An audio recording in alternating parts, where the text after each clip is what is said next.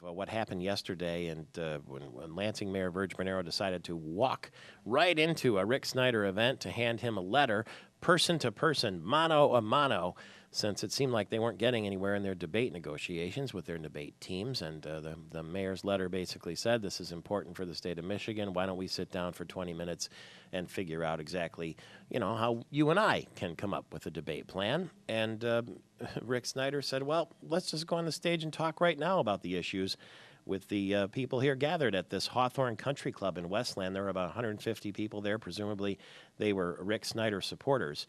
And they ended up having a civil conversation with closing statements and everything. And candidate Rick Snyder, the Republican, is on the other end of our line right now. Good morning, Mr. Snyder. Good morning, Michael Patrick. How are you? Good. Well, they used to have a movie called Guess Who's Coming to Dinner, and yesterday you had a surprise attendance at your town hall meeting in Westland. What was your initial reaction when you saw the Lansing mayor there in the lobby? Well, I wondered why I was there, but then being a good host, I invited them to dinner, just as your analogy would follow. How much warning did you have that he was in the building before you actually spoke with him? Probably about 3-4 minutes. Okay, so you had time. Somebody told you he was there before you saw him. Actually, I was on a radio interview, and they came down and told me, and I finished up the interview, and they told me, and then I went up and got him. And so when you were going to get him, you probably were wondering what the heck was going on here. What did he want? Had you made up your mind at that stage that you would invite him onto the stage? Yeah. I thought that would be the best thing because, they were throwing all kinds of names and allegations around and stuff like that. And it's like, hey, come on, let's just go. There's a group here ready to talk, and let's just go talk. It's one of the most remarkable things I've ever heard of in a campaign that one of the other opponents in this modern age would show up and attempt to just sort of invite themselves to the party. But then the way that you turned it around to say, well, we're both grown men. Let's go on the stage and talk about it. And for you to share that microphone that was obviously your campaign event has a lot of people. Actually, the estimation of both of you, I think, have risen in people. One, they're saying that Virg Bernero is a real go-getter, and two, they're saying that you are a real gentleman. Well, that's what it's all about, is having a good opportunity to show the voters. So he showed up. He wanted to hand me a letter, so I was happy to accept his letter, but then we had an extra opportunity with a good crowd, so it's like, let's just go show people that I can have a good discussion with you in front of a good group of people with lots of cameras going. Have you read the letter? Yeah. What did it say? Basically, wanting to have coffee and talk, and I said I'd be happy to have coffee with him and talk. He said it was just about debates, and I said, well, I'll have coffee with you, and we can talk about a lot of things. Well, you've been in our storefront studio here. We have a coffee house attached. If you two want to come right here. Yeah, I bet you could flood the coffee shop that morning. We'll probably try to find a little quieter place. Okay, but surely you'll let us know what happens. Do you anticipate now? Yesterday, I heard you say in the morning there will be no debates because the absentee ballots are coming out. That's it. Have you moved on that position at all? If you two actually do meet and have a reasonable discussion, will you do televised debates? No change in my thought process at this point, but I'm going to go have coffee.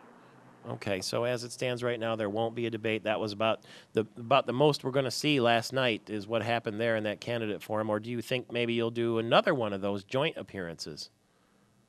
Well, we actually have appearances where we'll both be on stage one after the other. But again, that was a good case where people could see us both in front of the cameras and a group of live people. And the best part about that was the people were asking the questions. So none of it was prearranged or anything. It was just real people asking real questions, which was great. That's what I enjoyed about the town halls. That was number 59.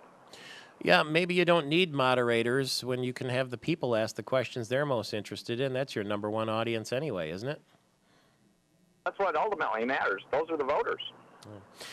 There's a lot of talk in Washington, D.C. about extending the Bush tax cuts, but only for the middle class, not for the wealthy. And the Obama administration considers those who make $200,000 or more wealthy couples $250,000. I asked Mayor Bernero yesterday if he thought that Bush tax cut should be extended to everyone. Here's what he said. Well, certainly not for the over 250,000. No, I wouldn't be for that because, Michael Patrick, look, the people that I see hurting, the people that I see on the edge they're regular folks that have lost their job, are in danger of losing their home.